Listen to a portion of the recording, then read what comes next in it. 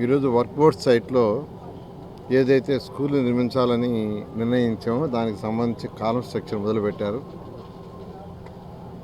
అయితే ఇక్కడ ఫౌండేషన్ యాక్చువల్గా కొంత వీక్ అని ఎవరైతే దీన్ని టేకప్ చేశారో వాళ్ళు దాని మీద యాక్చువల్గా ఫౌండేషన్ ఫస్ట్ స్ట్రెంథన్ చేస్తే కన్స్ట్రక్షన్ స్టార్ట్ చేస్తామని ఇన్ని రోజులు ఫౌండేషన్ స్ట్రెంథన్ చేశారు ఉన్న లేటెస్ట్ టెక్నాలజీని ఉపయోగించి.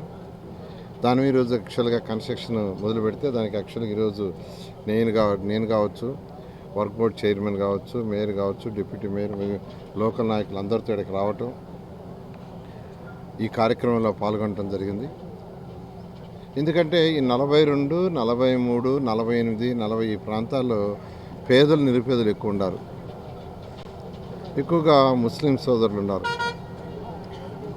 వాళ్ళకు ఒక మంచి స్కూల్ కట్టాలనే ఉద్దేశంతో నేను ఈ పరిసర ప్రాంతాల్లో సైట్ లేదని అన్వేషించేటప్పుడు అజీజ్ గారు మా వర్క్ బోర్డ్ సైట్ ఉంది, మీరు స్కూల్ కట్టించేది దాంట్లో కట్టించండి అంటే వెంటనే అప్పటికప్పుడు రావటం, దాన్ని చూడటం, వెంటనే వారి బోర్డులో పెట్టి యాక్సెప్ట్ చేయటం, వెంటనే దీని కన్స్ట్రక్షన్కి యాక్చువల్గా గౌరవనీయ విద్యాశాఖ మంత్రి గారు కూడా చెప్పటం, వారు కూడా వెంటనే టేకప్ చేయమంటాం, దీన్ని టేకప్ చేయడం జరిగింది.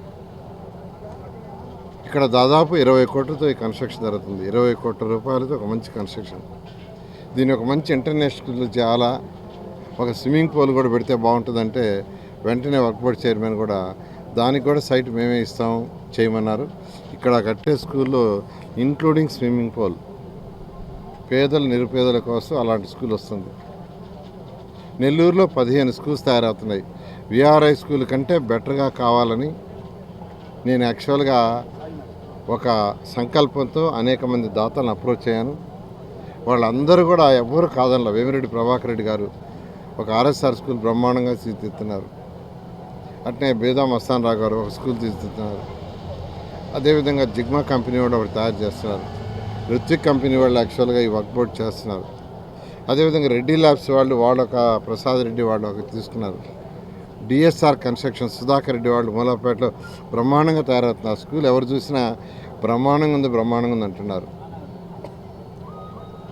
ఇలా అనేక కంపెనీలు కావచ్చు, లేక అనేక మంది నాకు తెలిసిన ఫ్రెండ్స్ స్నేహితులు కావచ్చు, వాళ్ళందరిని అడిగాము. వాళ్ళందరూ కూడా వచ్చారు.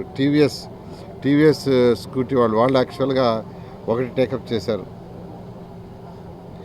యాంటోనీ గ్రూప్ వాళ్ళు ఒకటి స్టార్ట్ చేశారు. ఇట్లా ఒక్కొక్కరి దగ్గర రిక్వెస్ట్ చేశాను. వాళ్ళందరూ కూడా ముందుకు వచ్చారు. ఈ స్కూల్స్ అన్నీ తయారైతే 15,000 మంది పేదలు నిరుపేదల పిల్లలకి హై క్వాలిటీ ఆఫ్ ఎడ్యుకేషన్